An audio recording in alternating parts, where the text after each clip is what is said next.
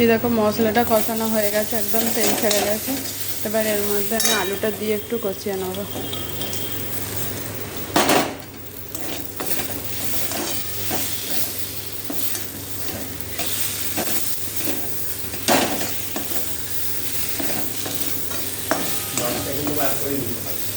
আলুটা দিয়ে কষিয়ে নিলাম, নিয়ে এবার এর মধ্যে আমি জলটা দিয়ে দেবো।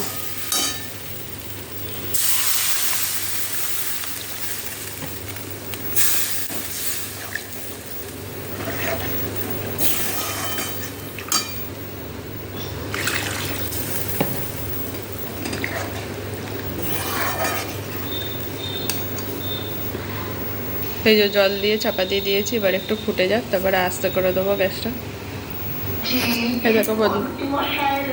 এই দেখো ঝোলটা ফুটে গেছে, আলু আমার নরম হয়ে গেছে, আলুও নরম হয়ে গেছে। এবার এর মধ্যে আমি মাছটা দিয়ে দিলাম, ডিমও দিয়েছি তার সাথে, একটা সেদ্ধ করে ভেজে। সেটা তো মাছ খেতে চাই, আমি ডিমটা খাই। আর এর মধ্যে দুটো কাঁচা লঙ্কা ফাটিয়ে দিয়ে দিলাম, আর ধনে পাতা দিয়ে দিলাম। এই যে ধনে পাতা আর কাঁচা লঙ্কা কুচি ফাটিয়ে দিয়ে দিলাম। এবার একটু ফুটে যাক, তাহলেই হয়ে যাবে আমার এই মাছের কালিয়া রেডি।